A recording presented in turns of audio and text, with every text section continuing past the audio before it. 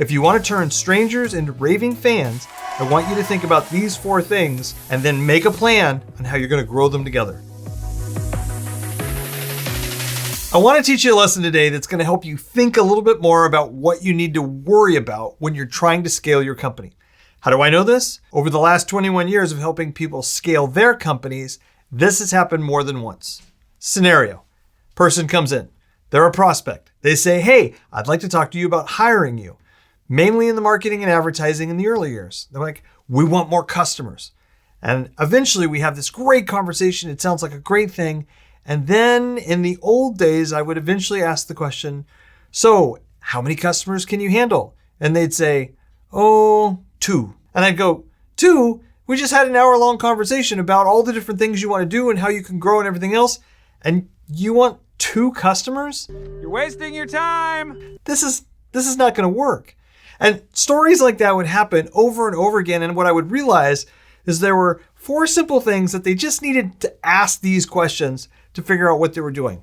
I have a chart for you. In this chart, we're going to look at 4 different characteristics, things that you need to think about in your business. Sales and marketing, your capacity, your quality, and your customer service. Your goal is to take strangers and turn them into raving fans if you want to scale your company.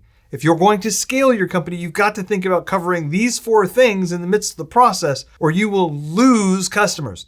But there are questions you need to figure out how you're going to answer. So let's walk through those. In the beginning, look at our chart. We have our categories, and from this side, it's not competent to very competent. We have a little, we have a lot. And then here we have in this blue line, the blue line is our minimum competency, the minimum we need to stay in business.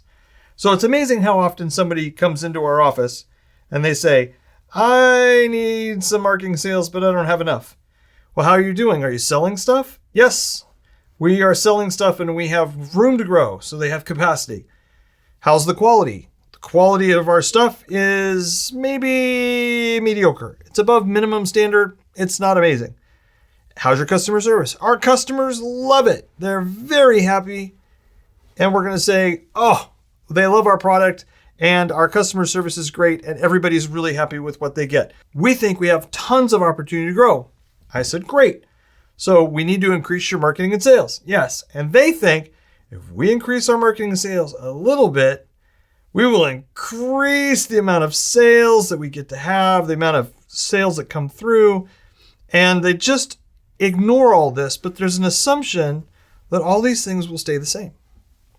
Now, here's one of the problems that happens. This is actually the scenario I was describing earlier, is they come in and they say, okay, let's just say, they come in and they say, I have a minimum quality, capacity, and customer experience. Everybody's happy enough. We're selling products.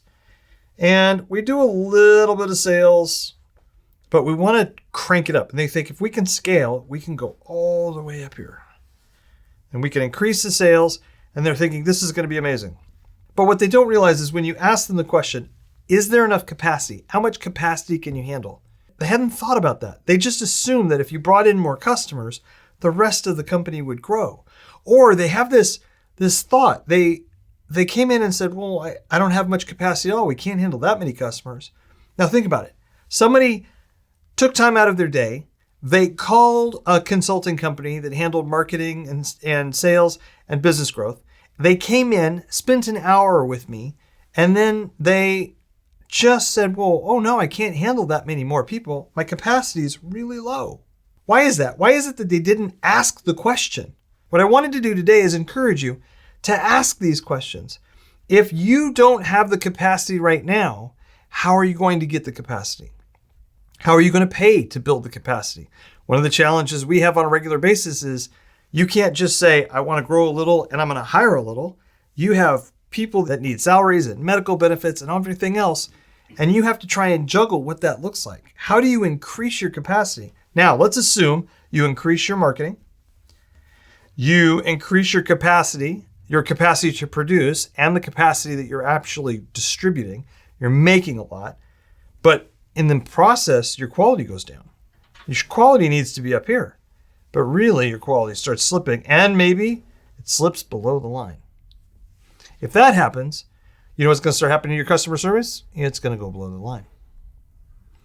In that case, you will start to reduce the capacity because less things will be sold and more of your market will go away.